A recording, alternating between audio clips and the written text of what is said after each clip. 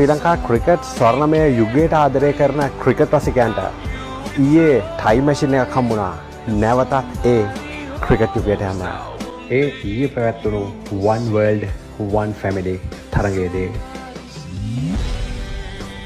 ඉතින් ඒ තරගයේදී චමින්ද වාස්ලගේ දශක ගණනාවකට කලින් දැක්ක පන්දු ඒ විදිහටම දැක ගන්නට වාසනාව හම්බුණා.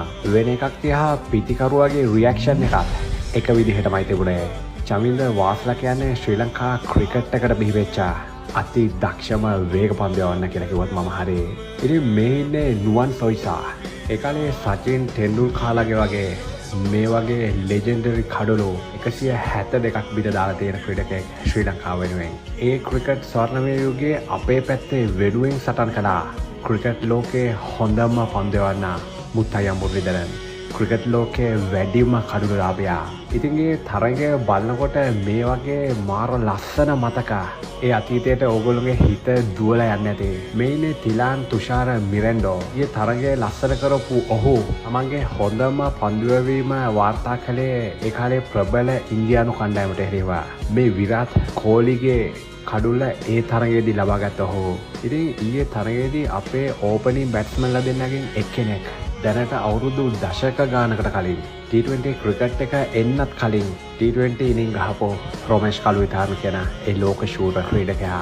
ඉතින් ඒ තරගයේදී රොමේෂ් කලුවිතාරණ පන්දු 36කදී ලකුණු 45ක් ලබාගත්තා වගේම අපේ ඕපන් එකේ අනික් පිටිකරුවා වුණේ උපුල් තරංග කියන වර්ල්ඩ් රෙකෝඩ් පිහිටවපු ඒ සුපිරි ආරම්භක පිටිකරුවා. ඒ වගේම මේ තරගයේදී නොඉවසිල්ලෙන් බලාගෙන හිටියේ අරවින්ද සිල්වා කියන ශ්‍රී ලංකා ක්‍රිකට් ස්වර්ණමය යුගයක නිර්මාතෘවරයා.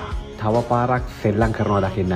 අරවින්ද සිල්වා කියන මේ ලෙජෙන්ඩ් එක නැත්තම් අදටත් අපිට එක් දින ලෝක කුසලානයක් නැහැ.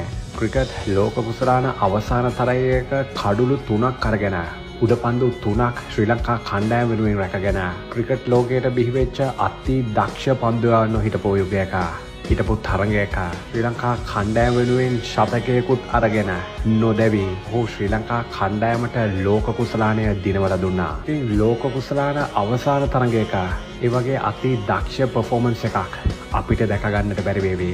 ඉතින් මේ දසුන් දකින හැම කෙනෙක්ගේම හදවත් ටයිම් මැෂින් එකක් වගේ ඒ ශ්‍රී ලංකා ක්‍රිකට් ස්වර්ණමය දිහාවට දුවගෙන යනවා ඇති.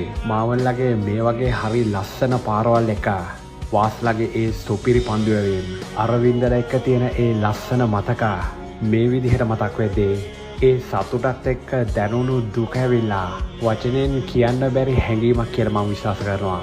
ඉතින් මම හැමදාම